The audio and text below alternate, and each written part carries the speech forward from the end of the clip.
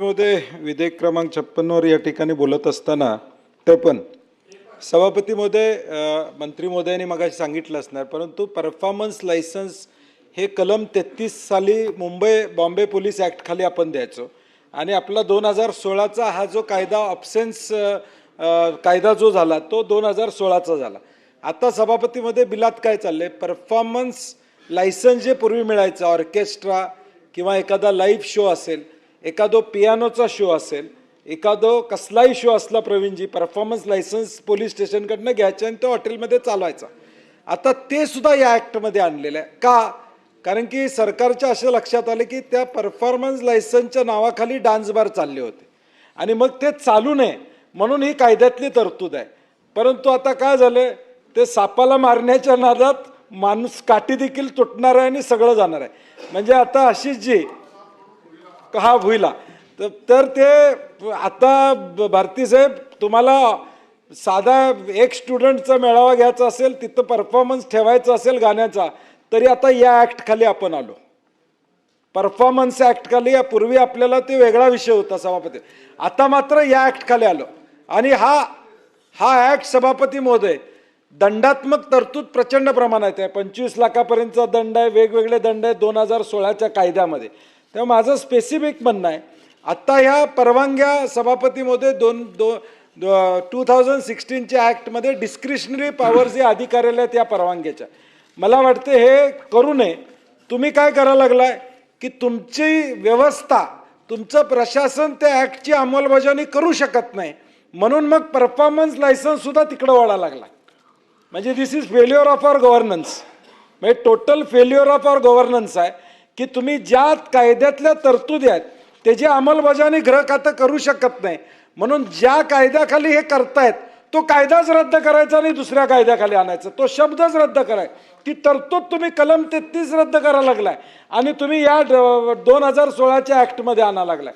म्हणजे तुमची व्यवस्था गृह खात्याची 2016चा ॲक्ट इम्प्लिकेट करण्यासाठी सक्षम नाही आहे, म्हणून तुम्ही परफॉर्मन्स लायसन्स ही जी काय तरतूद होती कलम 33 प्रमाणे ती तुम्ही इकडं आणायला लागला. अत्यंत चुकीचं आहे. उद्या एखादा खाजगी कार्यक्रम सभापती महोदय घ्यायचा असला तरी देखील त्याची परवानगी या ॲक्ट खाली घ्यावी लागणार. भारती साहेब, कलम 33 प्रमाणे या ॲक्ट खाली या ठिकाणी घ्यावी लागणार आणि मग पोलीस येणार या ॲक्ट खाली घेतले नेमकं काय चाललंय बघायला. म्हणजे आता खाजगी कार्यक्रमात सुद्धा तुम्ही संगीताचा कार्यक्रम ठेवला तर या ॲक्टच्या माध्यमातून या ठिकाणी घेतला जाणार. लूप होल हे कायद्यामध्ये नाही आहेत, वापरणाऱ्यांच्यामध्ये. वापर कसा करतात खाली, त्यामुळे डान्स बारच्या विषयावर मी जाणार नाही, त्याच्यावर प्रगीर्घ चर्चा झालेली आहे. तिथं आम्ही अंमलबजावणी कडक कायद्याची करत नाही म्हणून हा सगळा गोळाबिरीज करून 2016च्या कायद्याखाली आणणं चुकीचं आहे. आणि जर तुम्ही करणारच असाल, तुम्हाला तिकडचं थांबवायचं आहे म्हणून तो शब्द तुम्हाला इकडं आणायचा असेल तर ह्याची परवानगीची तरतूद वेगळी करा. आणि परत तुम्ही उद्या म्हणणार की ती परवानगी आम्ही समजा सुटसुटीत केली तर त्या परवानगी अंतर्गत परत डान्स बार चालू झाले असं तुमचं म्हणणं असणार आहे. माझं उलटं म्हणणं आहे. माझं म्हणणं आहे की दिस इज फेल्युअर ऑफ गव्हर्नन्स.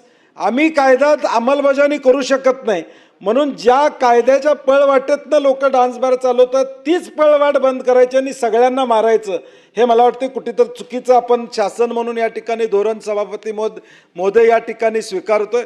मला वाटते फेरविचार त्यात काही बदल करता येतात का? शेवट तुम्ही बिल मांडत असताना काही सूचना येत असतील तर बिलात काही बदल करता येतील का? जे लाईव्ह परफॉर्मन्स आपल्याला करायचे आहेत ते पण या ॲक्टमध्ये न टाकता तुम्हाला वेगळ्या पद्धतीनं ऑनलाईन त्याची परवानगी, आता मग नंतर हॉटेलवाल्यांना दुसरं ऑनलाईन घेतले आणि परत तिथं जे अश्लील किंवा असं आपण ज्याची व्याख्या आपण त्या कायद्यात केलेलं ते केलं तर मग जबाबदारी कोण? त्यामुळे मगाशी सगळ्यांनी सांगितलं तसं तिथल्या पोलीस स्टेशनच्या PIवर जोपर्यंत कारवाई होत नाही तोपर्यंत हे बंद या ठिकाणी होणार नाही. तुम्ही किती सगळ्या गोष्टी या ठिकाणी केल्या, जोपर्यंत PIवर कारवाई होत नाही मग तुम्ही आकडेवारी तुमची इथे CIDच्या रिपोर्टमध्ये सगळीकडे डान्स बारवर एवढी कारवाई केली, त्याच्या पलीकडे तिथल्या सिनियर PIवर कारवाई केलेली का दिसत नाही? तुम्ही डान्स बारवर एवढ्या धाडी टाकल्या म्हणून तुम्ही सांगता, मग सिनियर PIवर कारवाई झालेली का आकडेवारी त्या ठिकाणी दिसत नाही? आणि म्हणून मला वाटतं हे दुधारी शस्त्र आपण तयार करायला लागलेलं आहे. बारकेसारखे कार्यक्रम सुद्धा सभापती महोदय या ॲक्टमध्ये या ठिकाणी येणार आहेत. लग्नाच्या कार्यक्रमात साईडला स्टेज लावून ऑर्केस्ट्रा लावला तरी या कायद्यात येणार आहे. तरी हा तो कायद्यात या येणार आहे. कुठलाही लाईव्ह फंक्शन पियानो वाजवत बसला माणूस तरी तो या कायद्याच्या अंतर्गत या ठिकाणी येणार आहे. आणि पोलिसांना नवीन एक दुकान म्हणणार नाही परंतु नवीन एक वाट तुम्ही या लायसन्सच्या माध्यमातून नवीन तुम्ही निर्माण करताय असं माझं मत या ठिकाणी असणार आहे. म्हणून त्यामध्ये कायदा करत असताना काय तुम्हाला सुटसुटीतपणा आणता येईल म्हणजे सामान्य लोकांना कार्यक्रम करायला त्रास होणार नाही याची दक्षता सभापती महोदय घ्यावी अशी माझी विनंती.